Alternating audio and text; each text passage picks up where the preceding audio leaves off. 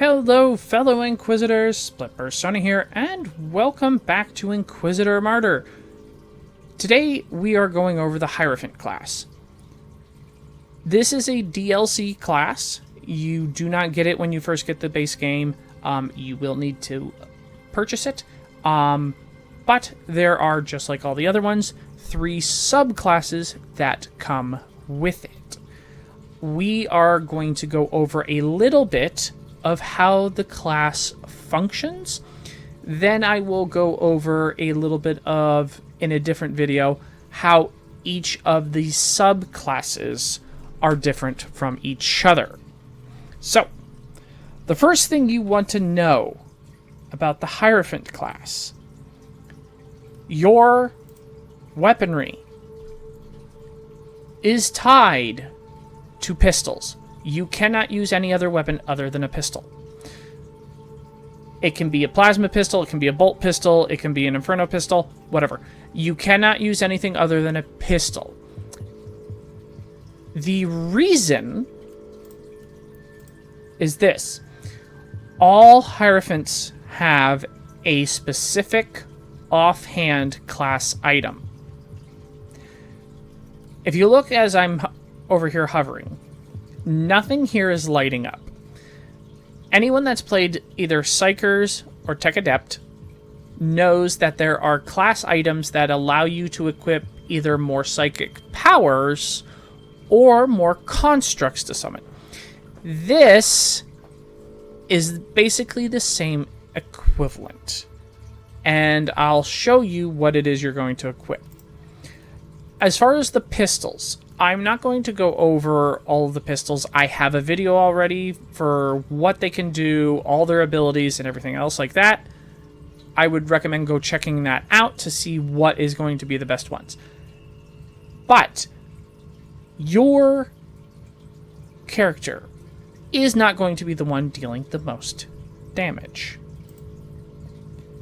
What makes the Hierophant class unique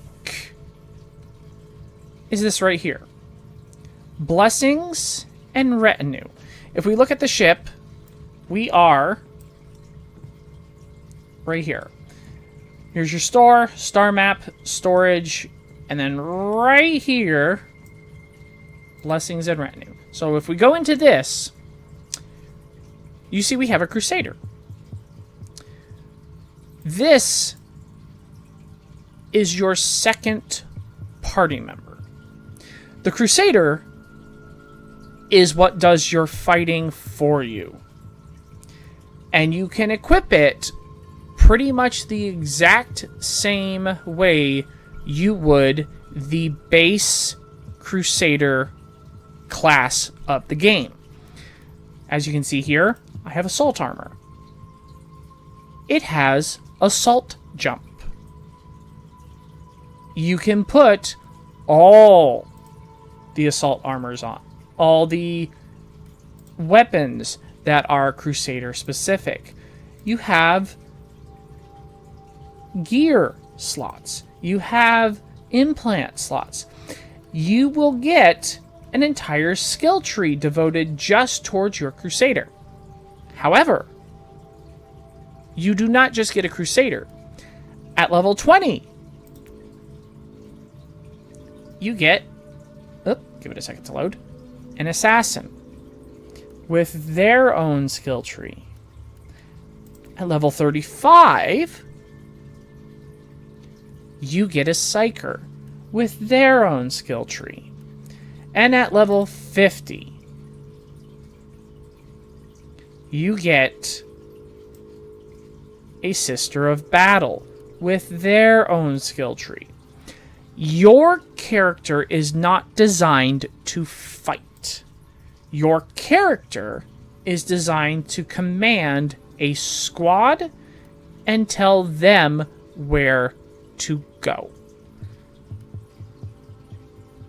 If you look up here, I have an empty perk slot. I can give my party, for lack of a better word, any of my unlocked perks. If we look at, say, this one right here, Retinue Commander, you notice there are 2 effects on it. There is a blue one, which says Retinue slot effect, and then there is a green one, which says Hero slot effect. If I put this on myself, I get the effects of the green text. If I put it on one of the party, I get the effects of the blue text. So, once you unlock a skill or a perk, you can equip it to any of your squad. It will take it away from you, but you can give it to them. So if you have an extremely powerful, say, grenade skill that you want to use, but you're not going to use it, give it to your Crusader. If you have something that increases movement speed, give it to the Assassin. Stuff like that. You can use perk slots. The main focus of this class is utilizing all 4 individuals of this squad and the perks that can go with each of them. The second thing that makes this character unique. When we looked at the inventory, we have their class-specific item, their offhand, and it has these symbols.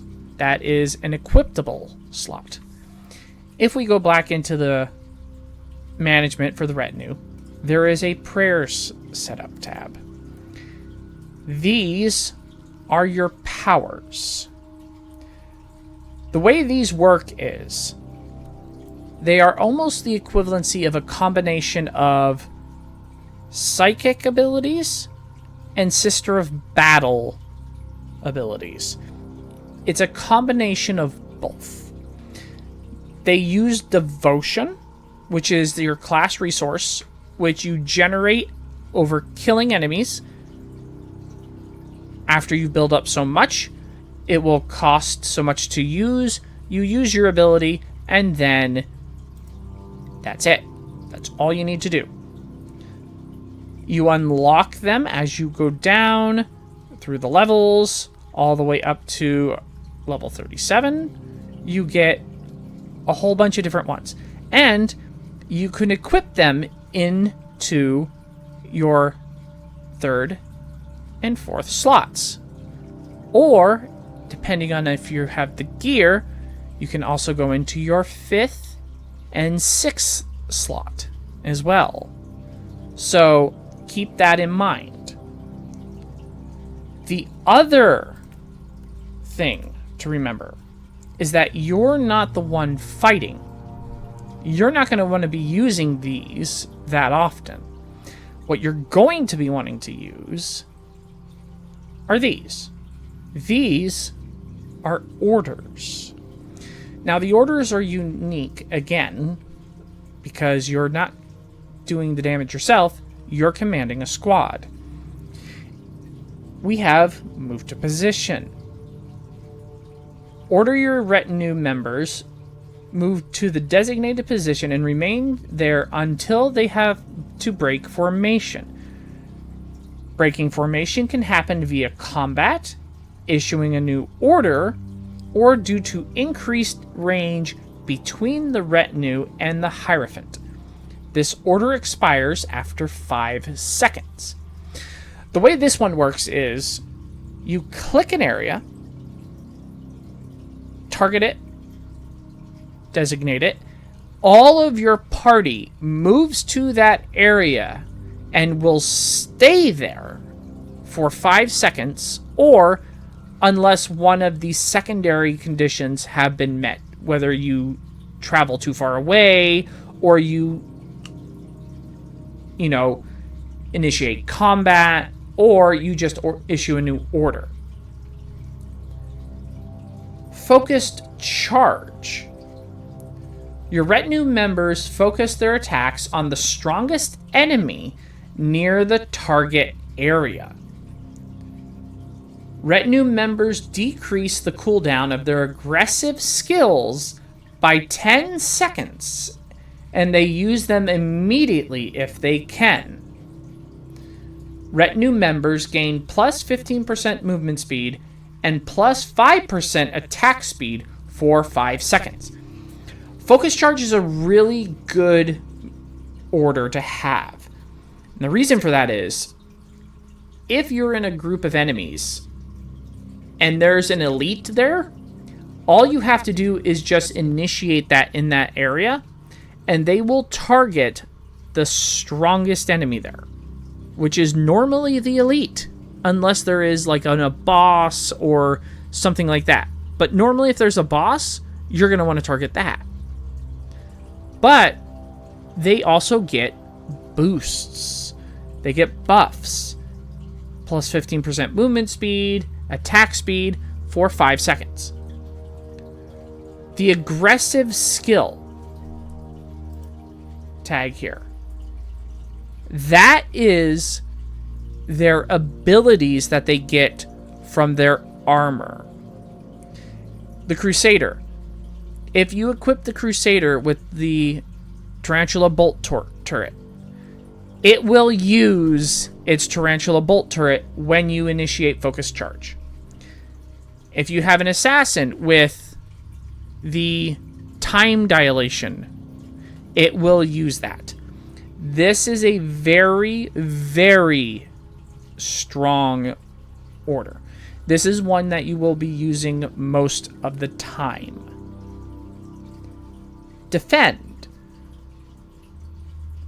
Your retinue focuses their attacks on enemies who are attacking your target.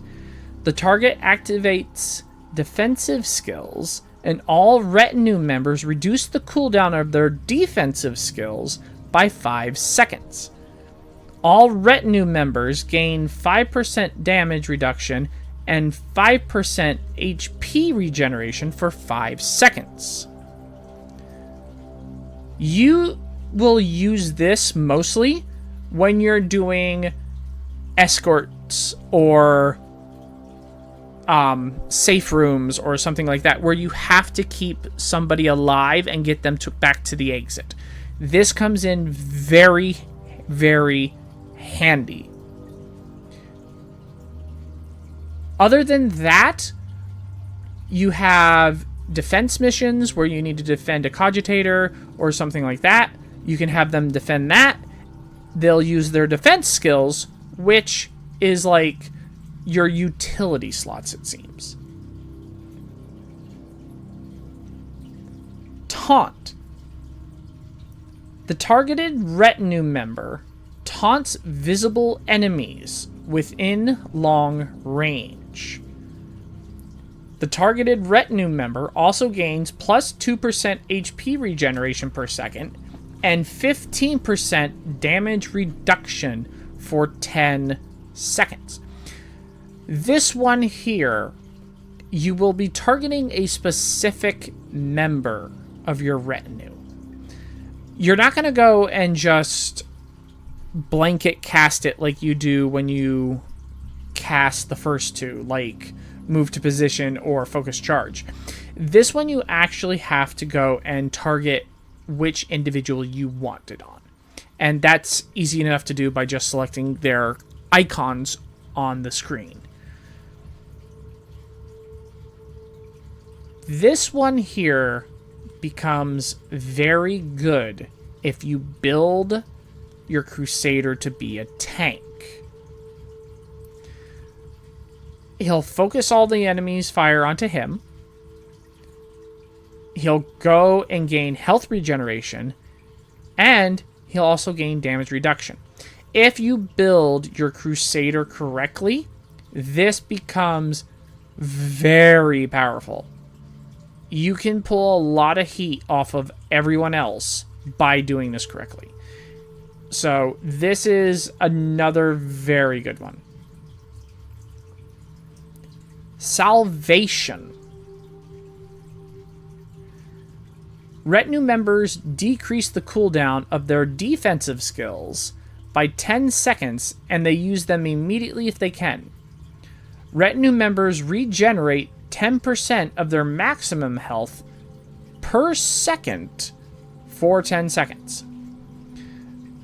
Now, this one here, when you do this order, all the retinue members, no matter what they're doing, whether they're off fighting or whatever, will immediately come back and gather around you. As soon as they gather around you, they will immediately initiate, if they can, their defensive skills. If not, it'll be knocked down by immediately 10 seconds. And they regenerate health. 10% of their health per second for 10 seconds. They will go back up to full if they do not take damage. This is a very, very good survivability perk. Extremely good. It's not the best if you're trying to clear a room, but if you need to reorganize, find out where everybody is, get everybody back up to health, this is what you need to survive. This is a very good survival order. Sacrifice for the Emperor. The targeted retinue member receives a high amount of bleed damage for 20 seconds. The Hierophant gains plus 25% supreme movement speed, plus 20% attack speed, plus 15% cooldown recovery rate, and 10 devotion per second for 20 seconds. This one is a gamble. This one, you have to target a retinue member. And again, the easiest way to target a retinue member is activate the skill, hover over one of their icons on the screen, and then activate the skill a second time. This will damage whatever retinue member you target. If you are going to use this, my suggestion is use it in conjunction with the tank build for the Crusader. This will give, in return, your actual character, the Hierophant itself, extra movement speed, attack speed, cooldown recovery, and devotion regeneration. Now, in my opinion, this one is, unless you have an actual correctly built tank build, this is not worth using, because you can kill your squad. You will kill whatever member you activated on, and you will have to revive them. Yes, you'll get all the buffs, but you are only armed with a pistol. Unless you are planning on building a prayers build for all your damage, you will not be dealing a lot of damage. So unless you have a specific build that uses prayers and a tank build on your Crusader to absorb all that damage, you will not be wanting to use this that often. However, if you do it correctly, this does have a lot of potential to cause high amounts of damage very quickly. But those are the orders. And like I said, they do take up your slot bar down on the bottom. And you can switch back and forth between your weaponry to activate them. They are going to be used in conjunction with your Retinue members, which you unlock as you level up. Those are the things that make the Hierophant unique. As far as passives, there are a few new ones. There are Retinue Tactic. This will buff your Retinue members. I would definitely say go into this if you are going to focus on using the party to deal damage. However, there is also Blessings. If you are going to use your prayers to deal damage more often, go into this skill tree. So these two here are going to be the ones you're going to want to focus on. But that is just a brief overview of the general Hierophant class, how they function, what they do, and how they do it. As far as going and doing anything specific with the subclasses, that will be in a different video. I'll put that out later. But this is just to go over how they function and whether or not this is a playstyle for you. One of the other things I will close with is, because they do not deal the damage themselves, unless you are building a prayer build, they do tend to be very squishy. You will be using the cover mechanic and getting into cover more often than moving. You will be cover bouncing while your Retinue members go and deal the damage around you. That is the best way I have played this, and it's the easiest, is just to simply hop from cover to cover and let your Retinue members run around and target whatever they want until an elite or a boss shows up. Then you initiate that specific order to target the highest level enemy in the area, and they will kill it, and then you just continue. That is, in my opinion, the best way to play this character. You will be basically looking at it as a field commander. You're not going to be the one wanting to deal the damage. You're going to be the one wanting to direct it. So that is, as I said, that is the Hierophant class. It's an interesting class, to be sure.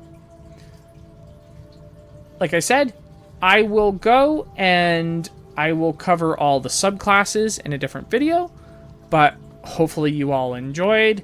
Hopefully it gave you some information on it. And as always, I will see you all in the next video. Have a good day.